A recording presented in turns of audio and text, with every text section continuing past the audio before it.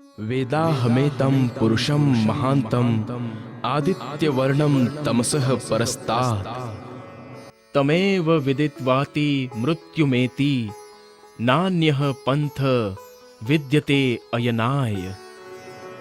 प्रकृति के अंधकार से परे अनंत सूर्यों के समान प्रकाशमान उस सर्वोपरि परब्रह्म को मैं जानता हूं, जिसे जाने बिना मृत्यु के बंधन से छूटने का अन्य कोई भी मार्ग नहीं है। अकामो धीरो अमृतः रसेन तृप्तं न कुतश्च नोनः तमेव विद्वान न विभाय मृत्युरात्मानं धीरम अजरम युवानम। अर्थात लौकिक कामनाओं से रहित धीर अविनाशी स्वरूप वाले आनंदमय रस से परिपूर्ण पूर्णातिपूर्ण अजर एवं सर्वदा युवा स्वरूप वाले उस परब्रह्म को जान लेने वाला मृत्यु से भयभीत नहीं होता है। मैं कौन हूं, कहां से आया हूं, मेरा निज स्वरूप क्या है, सच्चिदानंद परब्रह्म कहां है, कैसा स्वरूप है उनका और उन्हें पाने का वास्तविक मार्ग क्या है। तारतम ज्ञान के अखंड प्रकाश में इन प्रश्नों का अनायास ही समाधान प्राप्त हो जाता है और साथ ही सभी धर्मों का आपसी विरोध भी हमेशा के लिए समाप्त हो सकता है। लहराते हुए महासागर की अथाह जल राशि में जिस प्रकार असंख्य बुलबुले पैदा होते हैं और तत्क्षण उसी में लीन हो जाते हैं, उसी प्रकार महामाया से असंख्य लोग पल पल में प्रकट होते हैं और उसी की गोद में समाप्त हो जाते हैं। अज्ञानता की गहन निद्रा में सोने वाला सामान्य मानव तो ये सोचकर ही आश्चर्य में डूब जाता है कि वो जिस पृथ्वी पर रहता है उससे 13 लाख गुना बड़ा इस सूर्य का अस्तित्व हमारी आकाश गंगा के सबसे छोटे नक्षत्र के रूप में है। इस आकाश गंगा में करोड़ों सूर्य हैं जो सभी हमारे सूर्य से बड़े हैं। ये आकाश गंगा इस ब्रह्मांड की सबसे छोटी आकाश गंगा है। इससे बड़ी बड़ी करोड़ों आकाश गंगाएं इस अनंत आकाश में विद्यमान है। ब्रह्मांड का विस्तार इससे भी अधिक है जो अभी तक मानवीय बुद्धि में नहीं आ सका है। क्या इस अनंत आकाश से परे कुछ है? निस्संदेह इस अनंत आकाश अहंकार एवं महान तत्व के मंडल से भी परे वो महाशून्य है जिससे असंख्य लोकों की पल पल उत्पत्ति होती रहती है। सभी लोग अंततः इसी में विलीन होते रहते हैं और इसी महाशून्य में प्रकट होता है आदि नारायण का स्वरूप जो अक्षर ब्रह्म का स्वाप्निक मन होता है। संपूर्ण सृष्टि का संचालक यही है। इसी की चेतना का प्रतिभास सभी प्राणियों के रूप में दृष्टिगोचर होता है। संसार के अधिकांश मनुष्यों का प्रायः यही आराध्य देव है और इससे परे ये योग माया का अखंड मंडल है जहाँ अक्षर ब्रह्म अपनी अखंड एवं चैतन्य प्रकृति के साथ क्रीड़ा करता है। ये अद्वैत भूमिका है। यहाँ के कण कण में चैतन्यता, अखंडता एवं ब्रह्म रूपता के दर्शन होते हैं। ये वेदों में चतुष्पाद विभूति के रूप में वर्णित हैं। भगवान शिव, महाविष्णु, संकादिक, शुकदेव, कबीर आदि की ध्यान क्रीड़ा का यही स्थान है। किंतु इस योग माया मंडल से परे वो स्वलीला अद्वैत अनादि अनंत परम धाम है जहाँ के कण कण में सच्चिदानंद परब्रह्म का ही स्वरूप समाया हुआ है। एकमात्र तारतम ज्ञान के प्रकाश में ही ये यथार्थ रूप से विदित हो सकता है कि प्रकृति के नितांत परे वो स्वलीला अद्वैत परम धाम कहाँ है एवं कैसा है। तारतम्येन जानाति सच्चिदानंद लक्षणम। परमधाम में रहते हुए भी दुख के अभाव व प्रेमाधिक्य की तल्लीनता के कारण वे ब्रह्मात्माएं ब्रह्मानंद लीला के महत्व को, प्रियतम राज्य के प्रेम की गहराई को तथा स्वयं के वास्तविक स्वरूप को भी नहीं जान सकी। ये उन सब आत्माओं के इस दुखमयी नश्वर जगत में आने का महाकारण बना। परम धाम में श्री राज श्यामा जी एवं सखियों के बीच हमेशा प्रेम संवाद होता रहता था।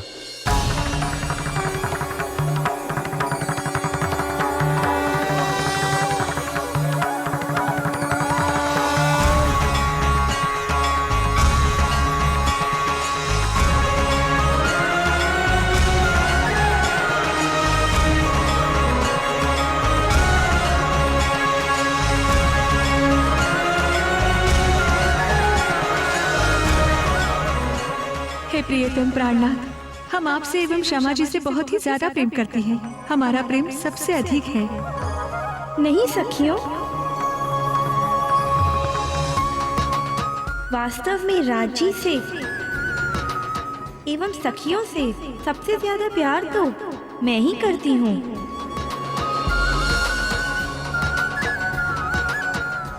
नहीं श्यामा जी, आपसे एवं सभी सखियों से सबसे ज्यादा प्यार तो मैं ही करता हूँ।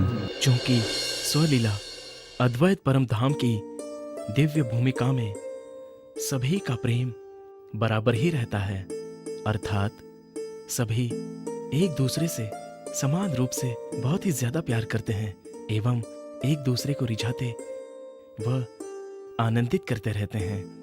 किंतु ये कारण बना सखियों के इस नश्वर जगत में आने का, ताकि इसके माध्यम से वे परम धाम की आनंदमय लीलाओं की, राज्य की एवं स्वयं की पूर्ण पहचान कर सकें। अक्षरातीत परब्रह्म की प्रेरणा से अक्षर ब्रह्म जो मात्र सत्ता के स्वरूप हैं और जिनके पलक झपकने मात्र समय में करोड़ों ब्रह्मांड उत्पन्न होकर लय को प्राप्त हो जाते हैं, उनके हृदय में सखियों के प्रेम एवं आनंद की लीला को देखने की चाहना उत्पन्न हो जाती है और सखियों के हृदय में इस नश्वर जगत के दुख की लीला को देखने की इच्छा उत्पन्न हो जाती है। हम प्रियाओं के आधार हे नाथ, इस पूर्ण आनंदमयी धाम में भला क्या दुर्लभ हो सकता है। फिर भी हे नाथ, आपकी प्रियाओं में एक बहुत बड़ी इच्छा है। हे प्रियतम, अक्षर ब्रह्म की प्रकृति की जो विचित्र लीला है, उस लीला को देखने की इच्छा हमारे चित्त को व्याकुल कर रही है। अब बिना कुछ भी विचार किए आप आज ही हमें उस लीला का दर्शन कराइए। हमारे प्राणों के नाथ, यदि आप प्रसन्न हैं, तो हम प्रियाओं की प्रार्थना को पूरा करें। यद्यपि परब्रह्म अक्षरातीत ने ही श्यामा जी एवं सखियों के दिल में ये इच्छा स्वयं पैदा की थी, किंतु प्रत्यक्ष रूप से वे इसके लिए मना करने लगे। प्रियाओं की इस प्रकार की प्रार्थना को सुनकर हंसते हुए अक्षरातीत ने कहा, हे सखियों, किसके द्वारा धोखा खाई हुई तुम सभी बिना विचारे ही कह रही हो? प्रकृति की उस लीला को कैसे देखा जा सकता है? प्रकृति की वो लीला मोहित करने वाली तथा अमृत रूपी अपने आत्मिक आनंद रूपी दीवाल को स्याही की तरह काली करने वाली है, जहाँ केवल प्रवेश करने से ही अपनी बुद्धि नहीं रहती है, वहाँ आत्मिक गुण तो छिप जाते हैं और उनकी जगह मोह जनित दोष पैदा हो जाते हैं। वहाँ माया में आत्मा के आनंद को हरने वाली तृष्णा रूपी पिशाचिनी है, जहाँ काम, क्रोध, लोभ, मोह, ईर्ष्या, द्वेष आदि शत्रु स्थित हैं, जो जीव को पाप में डुबोकर तथा उससे क्रूर कर्म करवाकर उसे बलहीन करके लूट लेते हैं। वहां कोई अपना वास्तविक संबंधी नहीं है जिसके द्वारा क्षण भर भी आराम मिल सके। वहां अपने आत्मिक स्वरूप को भूलकर और दूसरे भिन्न रूप को प्राप्त करके कभी शोक करना है तो कभी खुश होना है और कभी रोना पड़ता है। मेरे बिना आप सबका समय कैसे व्यतीत होगा? और यदि समय बीत भी जाएगा तो प्रेम की ये कौन सी रीत है? परम धाम के खिले हुए कमलों से युक्त सरोवर को छोड़कर मायावी मृग तृष्णा के जल के पीछे दौड़ने की इच्छा कर रही हो। वहां जाकर निश्चय ही तुम्हें परम धाम के मंदिरों और सखियों के प्रेम की याद नहीं रहेगी। यहाँ तक कि तुम सब मुझे भी भूल जाओगी। इस प्रकार अनिष्ट कराने वाली बुद्धि कहां से पाई तुमने? इसलिए इस हट को छोड़कर अपने निज धाम में विहार करो। यद्यपि राजी महाराज ऊपर से सखियों को मना कर रहे थे, किंतु इच्छा शक्ति के द्वारा अंदर से खेल देखने की इच्छा प्रबल करते जा रहे थे। हम प्रियाओं का प्रिय करने वाले हे प्राणनाथ, प्रियतम राज्य महाराज, चीनी कभी बालू नहीं हो सकती, अमृत कभी विष नहीं हो सकता, चिंतामणि ना तो कभी पत्थर हो सकता है और दिन कभी रात्रि में नहीं बदल सकते हैं। प्रिय कभी अप्रिय नहीं हो सकता है, चंद्रमा कभी भी गर्म किरणों वाला नहीं हो सकता है। किंतु हे प्रियतम, आप हमारे कैसे प्रियतम हैं, जो हम प्रियाओं का अप्रिय करने वाले होकर तथा हमारे चित्त को बलपूर्वक बेचैन करके उदास कर रहे हैं। हे प्रियतम, पल पल आपको याद करने वाली एवं आपके प्रति अखंड व अनंत प्रेम रखने वाली हम सभी सखियां आपको भूलकर किसी दूसरे विषयों में कैसे मोहित हो सकती हैं? आप अखंड प्रीतम को हम किसी भी तरह से भूल नहीं सकती। इस परम धाम में जो नहीं है, उस माया, राग, द्वेष, बुढ़ापा, तृष्णा, काम, मोह, मद आदि को वहां जाकर हम देखना चाहते हैं कि वो कैसे होते हैं।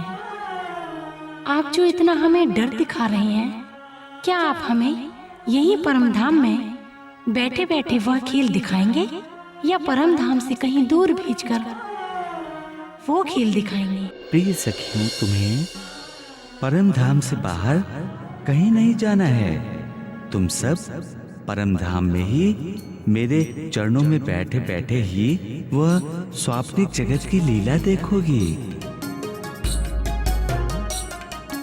और हाँ, इस खेल की वजह से तुम्हें परम धाम में किसी भी प्रकार की क्षति नहीं होगी।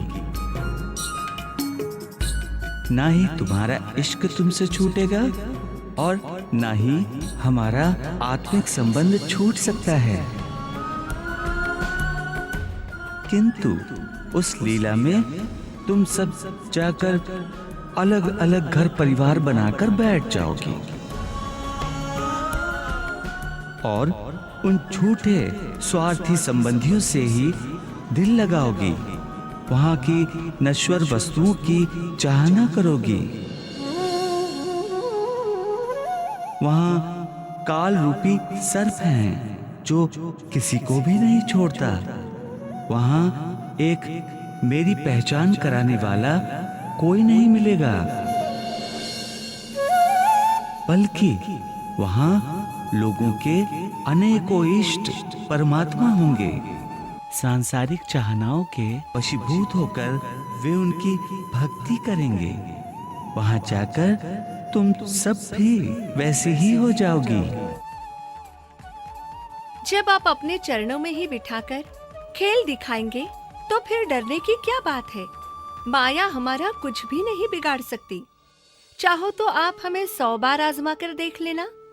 बार बार प्रार्थना करने पर भी आप हमें वो लीला क्यों नहीं दिखाते हो? ये कैसा प्यार है आपका? राज्य की मुस्कान देखकर सब सखियां आपस में विचार करती हैं कि अवश्य ही ये लीला कुछ ज्यादा ही मजेदार है। राज्य हम सबकी हंसी करना चाहते हैं, किंतु हमें तो राज्य ने पहले से ही सब कुछ बता दिया है। अतः यदि हम सब होशियारी से रहें तो हम इस खेल में कभी भी राज्य को नहीं भूल सकेंगे। हम सबको मिलकर रहना होगा। वे आपस में ही ये कहने लगी। हे सखी, यदि मैं भूल जाऊं तो तुम मुझे बता देना, और यदि तुम भूल जाओगी तो मैं तुम्हें सावधान कर दूंगी। सब सखियां ऐसा सोचती हैं कि जिस प्रकार परमधाम के विभिन्न लीला स्थलों, कुंज निकुंज, वन, यमुना जी, सातों घाटों, हौज कौसर, तालाब आदि में लीला करते रहे हैं, वैसे ही ये भी लीला परमधाम में बैठे बैठे ही जागृत अवस्था में देखेंगे। कुछ कुछ समय के अंतराल पर उन्होंने परब्रह्म से 3 बार प्रार्थना की। तब श्यामा जी ने भी सखियों की तरफ से राज्य से कहा, हे प्रियतम प्राणनाथ, ये तुम्हारी ही प्रियाएं हैं, इनकी मनोरथ पूर्ण कीजिए। अक्षर ब्रह्म भी प्रतिदिन अपने हृदय में परमधाम की उस लीला को देखने की इच्छा करते रहे। इस प्रकार रंग महल की प्रथम भूमिका की 5वीं गोल हवेली में सभी सखियां श्री राज्य के सम्मुख माया का खेल देखने के लिए एक दूसरे के गले में हाथ डालकर बैठ जाती हैं। खेल देखने की प्रबल चाहत भी है और माया का डर भी है। राज्य उनकी इस प्रकार की स्थिति को देखकर हंसते हुए कहते हैं, यहाँ तो इस प्रकार अनार के दानों के समान चिपक चिपक कर एक स्वरूप होकर बैठ गई हो, किंतु देखते हैं कि उस लीला में जाकर तुम सब एक रह पाती हो या नहीं। तुम सब बस मायावी जगत की लीला देखने जा रही हो, किंतु उस लीला में एक बात हमेशा याद रखना कि मैं ही तुम्हारा प्रियतम स्वामी हूँ। आप चिंता ना करें, हम कभी भी आपको नहीं भूल सकते। तब परब्रह्म के आदेश से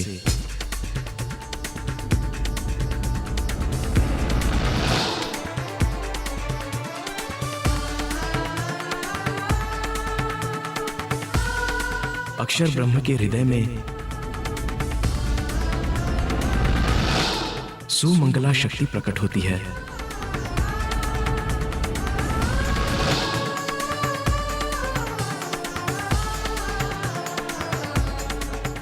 जिससे अत्यधिक मोहमयी प्रचंड नींद की उत्पत्ति होती है। उस मोह सागर में अक्षर ब्रह्म के मन रूप उस महान पुरुष ने शयन किया। इस प्रकार वो स्वयं नारायण के रूप में होकर विराजमान हुआ। उस प्रथम पुरुष के संकल्प से त्रिगुणात्मक 5 तत्व 14 लोकों से युक्त इस जगत की उत्पत्ति हुई। इत अक्षर को विलस्यो मन, 5 तत्व 14 भवन, या में महाविष्णु मन, मंथे त्रैगुण, ताथे थिर चर सब उत्पन्न, ताथे थिर चर सब उत्पन्न, ताथे थिर चर सब उत्पन्न। 28वें द्वापर युग का वो समय आया जब कंस के कारागृह में देवकी के गर्भ से चतुर्भुज स्वरूप विष्णु भगवान जन्म लेते हैं और वसुदेव देवकी को पूर्व जन्म का स्मरण कराते हुए कह देते हैं कि इसके पश्चात जो बहुत सुंदर बालक का रूप प्रकट होगा, उसे लेकर ब्रज में नंद जी के घर शीघ्र पहुंचा आओ। विष्णु भगवान ऐसा कहते ही योग माया से 2 भुजा वाले साधारण शिशु के रूप में परिवर्तित हो जाते हैं।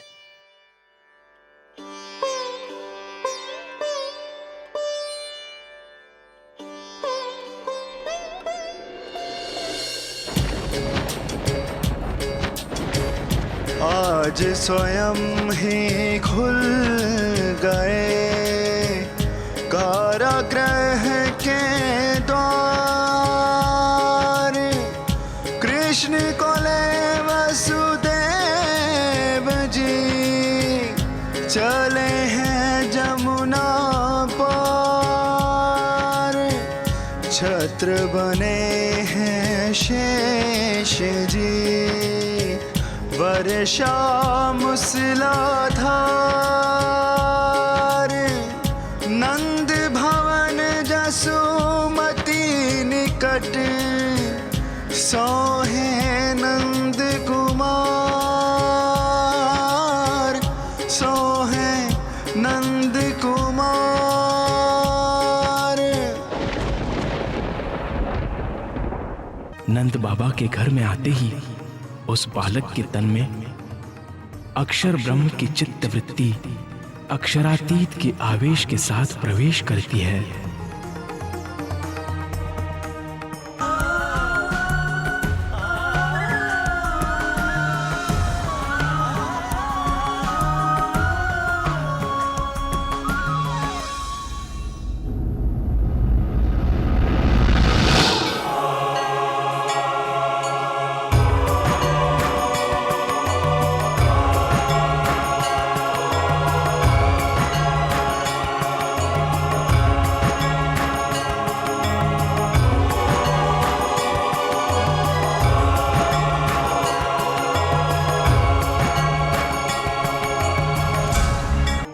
परम धाम से श्यामा जी की चित्तवृत्ति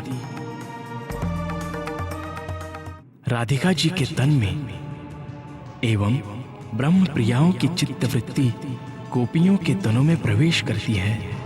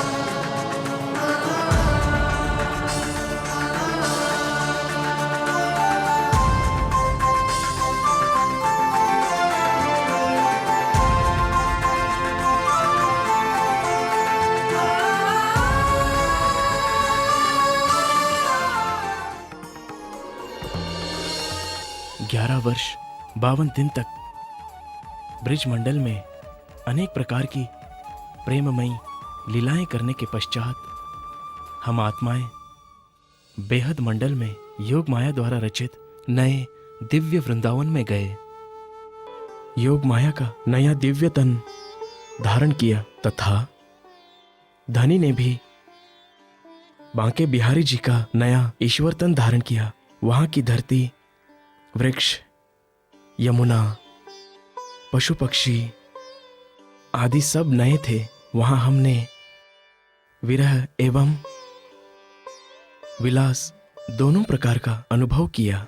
रास लीला के पश्चात हम सभी आत्माएं परम धाम में जागृत हुई, किंतु दुख का खेल देखने की चाहना पूरी न होने से उन ब्रह्मात्माओं को पुनः इस नश्वर जगत में आना पड़ा। इस प्रकार ये सारा दृश्य श्री देवचंद्र जी को अपने हृदय में साक्षात अनुभव होने लगा। श्री देवचंद्र जी ने जो इतने बरसों तक विभिन्न धर्म ग्रंथों में खोज की थी, उनके रहस्य उन्हें स्पष्ट रूप से समझ में आने लगे। उनकी आत्मिक दृष्टि में परम धाम, अखंड ब्रजरास सब दिखने लगा। किंतु इस अद्भुत घटना की जानकारी उस समय अन्य किसी को भी ना हो सकी। वे सोचने लगे कि यह ज्ञान सर्वप्रथम मैं किसे बताऊं, कौन मेरी इस बात पर विश्वास करेगा।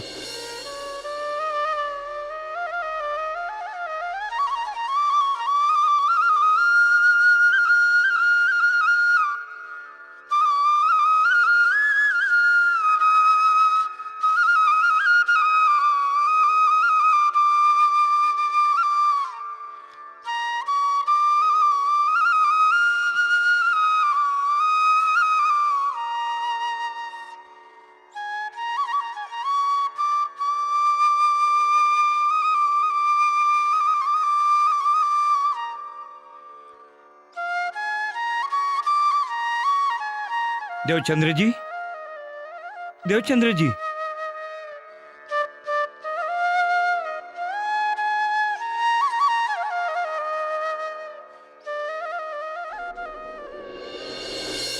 लगता है आपका स्वास्थ्य पूरी तरह से अच्छा नहीं हुआ है। अब मैं क्या करूं? परब्रह्म अक्षरातीत के दर्शन एवं तारतम ज्ञान प्राप्त होने की इस अद्भुत घटना के विषय में मैं आचार्य जी से कहूं या नहीं? क्या आचार्य जी मेरी बात पर विश्वास करेंगे? यदि वे विश्वास कर भी लिए तो भी धनपत सेठ, साहूकार आदि भक्तजन मेरी बात पर कभी भी विश्वास नहीं करेंगे, क्योंकि उनके हृदय में पहले से ही मेरे प्रति ईर्ष्या और द्वेष का भाव है। उन्हें मेरा विरोध करने का एक मौका और मिल जाएगा। इसलिए उचित यही है कि मैं अपने स्वास्थ्य का बहाना बनाकर यहां से चला जाऊं। देवचंद्र जी, मेरे विचार से आपको घर जाकर आराम करना चाहिए, क्योंकि कथा का आनंद तब तक नहीं आ सकता जब तक मनुष्य का तन स्वस्थ ना हो। आप ठीक कहते हैं आचार्यवर।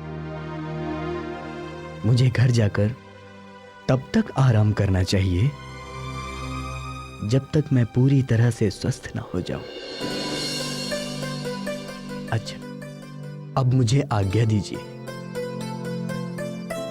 प्रणाम आचार्यवर।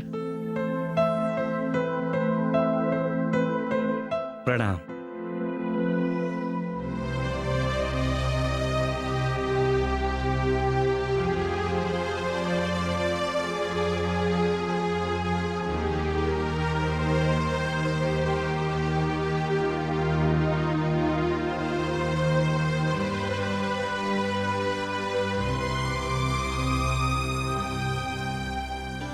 मुझे इस ब्रह्म ज्ञान को अन्य लोगों तक भी पहुंचाना है, जिससे इस जगत में माया का खेल देखने आई हुई परम धाम की सभी आत्माओं को जागृत कर उन्हें वापस निज धाम ले जा सकूं, उन्हें अपने प्रियतम से मिला सकूं। किंतु ये ज्ञान सर्वप्रथम मैं किसको सुनाऊं? कौन इस बात पर विश्वास करेगा? मेरा सिर्फ यही एक निवेदन है कि आगे भविष्य में जब कभी भी आपके हृदय में ज्ञान का कोई रहस्य प्रकट हो तो आप मुझे अवश्य बताएं। ठीक है गांजी भाई, मैं तुम्हें अवश्य बताऊंगा। हाँ, यही ठीक रहेगा। कल जब भागवत कथा श्रवण करके गांजी भाई बाहर निकलेंगे तो उन्हें मार्ग में रोककर उन्हें यह ज्ञान समझाने का प्रयास करूंगा।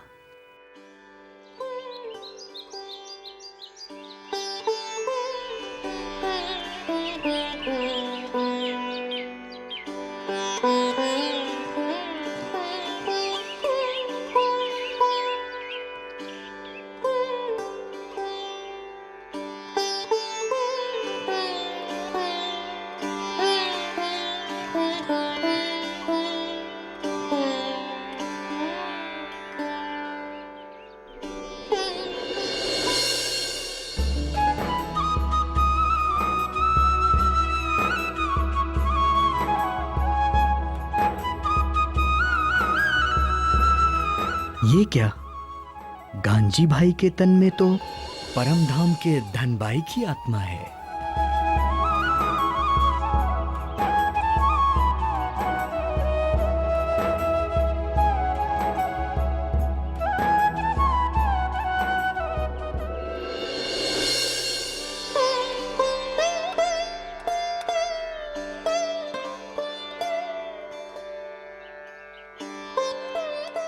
प्रणाम गांजी भाई।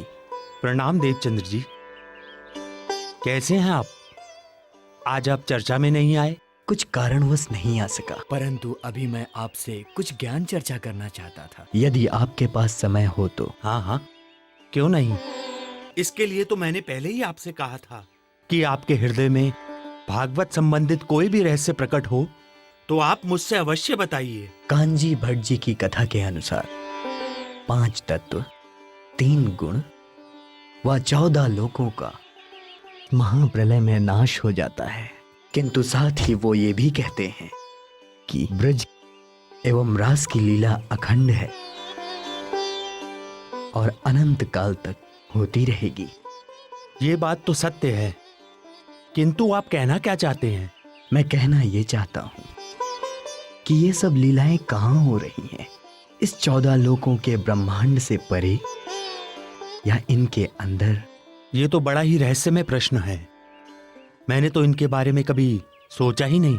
भागवत में एक स्थान पर लिखा है कि भागती हुई गोपियों को उनके घर वालों ने रोकने का प्रयास किया।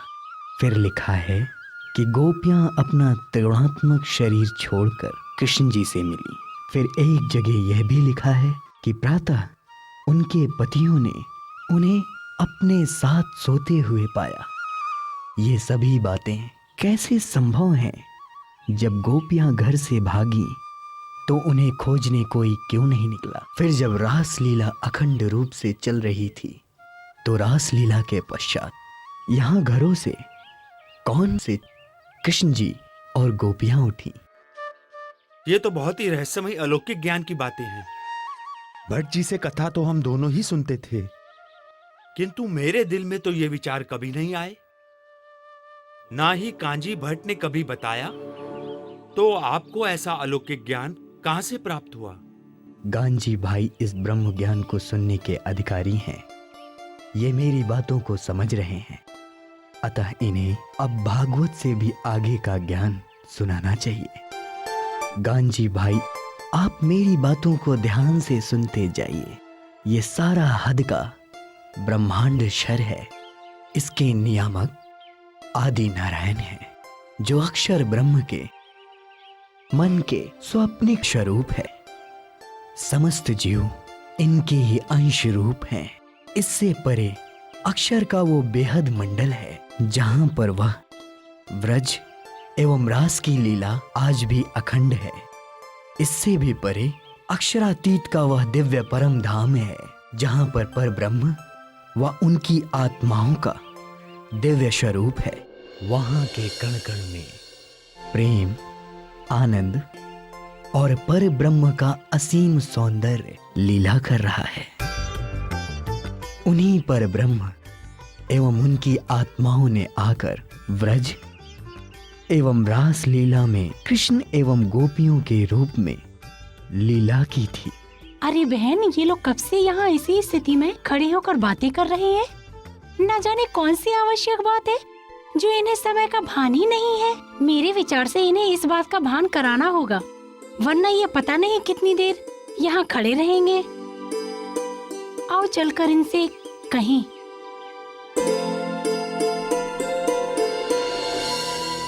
अरे भाई, इतनी देर से आप लोग खड़े होकर बातें कर रहे हैं, थक गए होंगे, कहीं बैठ क्यों नहीं जाते?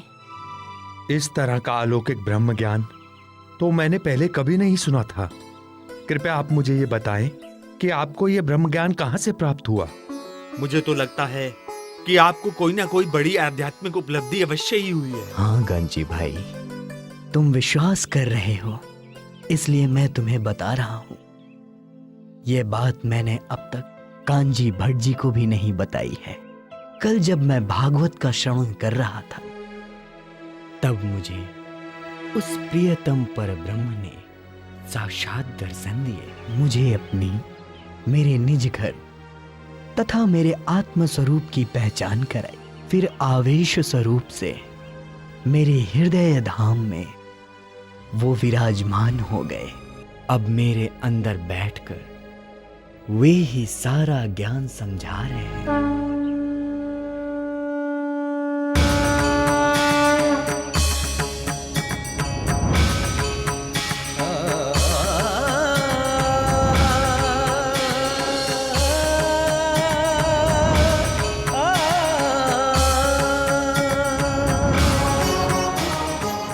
जब आपके अंदर सच्चिदानंद परब्रह्म की आवेश शक्ति विराजमान है,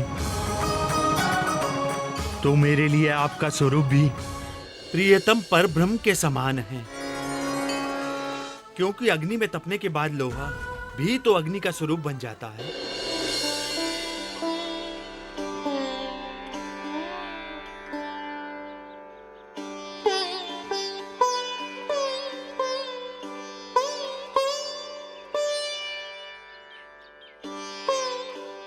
अब मेरी आपसे मात्र एक यही चाहना है कि मैं आपको अपने घर ले जाकर आपकी जी भर के सेवा करूं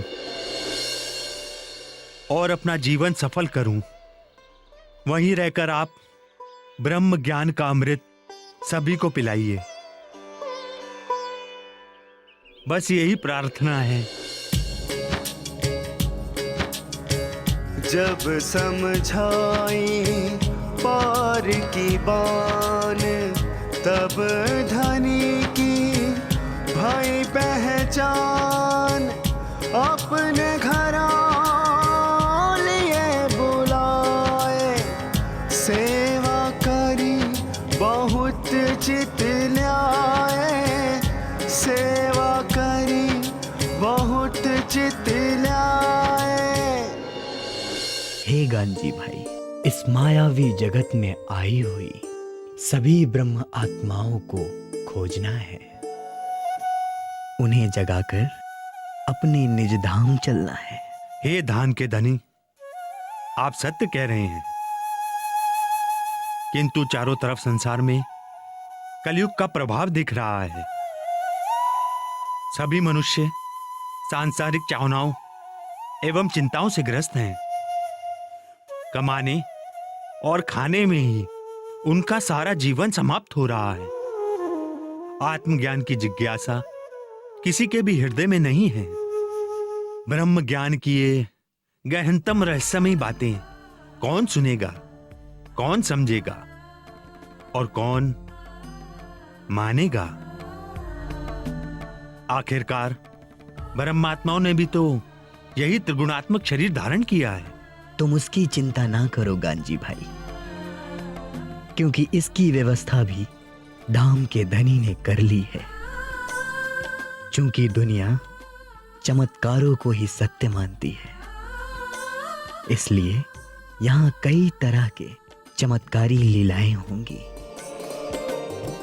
ब्रजरास एवं परम धाम के दिव्य लीलाओं को प्रत्यक्ष रूप से दिखाया जाएगा।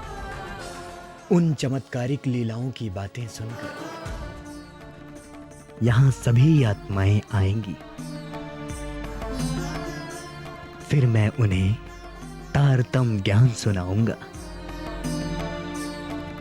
कांजी भाई, चमत्कारिक लीलाएं तो उन्हें मात्र आकर्षित करने के लिए हैं, किंतु यहां सबसे महत्वपूर्ण है तारतम ज्ञान, क्योंकि इसी से उन्हें अपने निज घर, निज स्वरूप एवं धाम के धनी की पहचान हो पाएगी।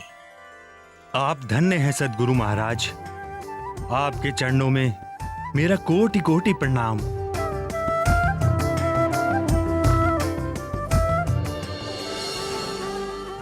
इस प्रकार गांगजी भाई ने श्री देवचंद्र जी के तन में विराजमान परब्रह्म अक्षरातीत प्राणनाथ को पहचाना और उन्हें अपने घर ले आए।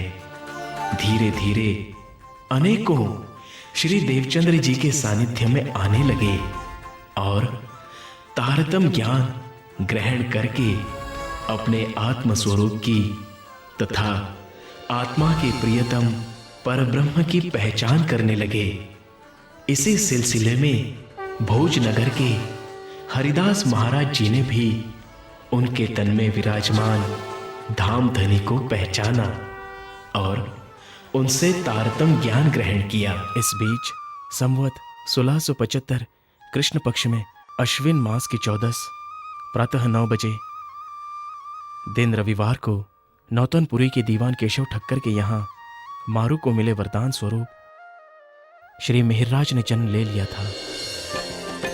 संवत 1675 अश्विन कृष्ण चतुर्दशी अवसर दिन रविवार सुबह की बेला नौतनपुरी में हर्ष का मेला मारू का वरदान फला है ठक्कर कुल का भाग्य जगा है मिहिरराज जन्मे सुखदाई पितु केशव माता धन बाई।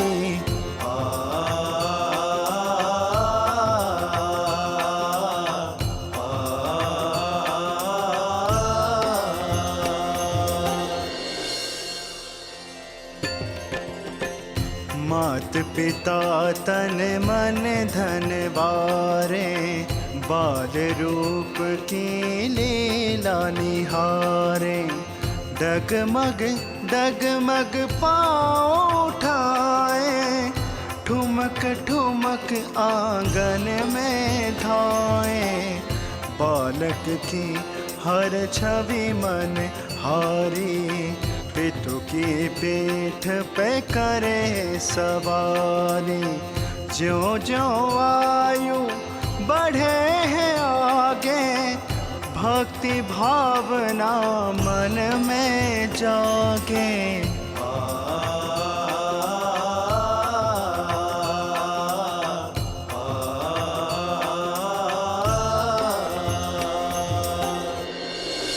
ये ही मिहिरराज जी आगे चलकर प्राणनाथ के नाम से प्रसिद्ध हुए।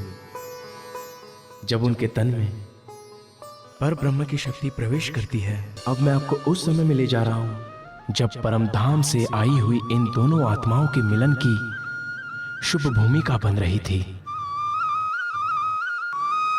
याद कीजिए सुंदर साथ जी, अपना निज घर, रंग महल, सातों घाट और यमुना जी, किस प्रकार वहां हम आत्माएं अपने धनी के साथ प्रेम व आनंद में डूबकर अनेक प्रकार की लीलाएं करती थीं। किस प्रकार सातों घाटों में झूला झूलती थीं। किस प्रकार यमुना जी के जल में जल क्रीड़ा करती थीं। वो परम धाम की दिव्य यमुना जी है जो चेतन है, जिसमें पर ब्रह्म के हृदय का प्रेम रस ही जल के रूप में प्रवाहित हो रहा है। यमुना जी का जल दूध से उज्ज्वल और मिश्री से भी मीठा है, अत्यंत निर्मल एवं सुगंधि से युक्त है।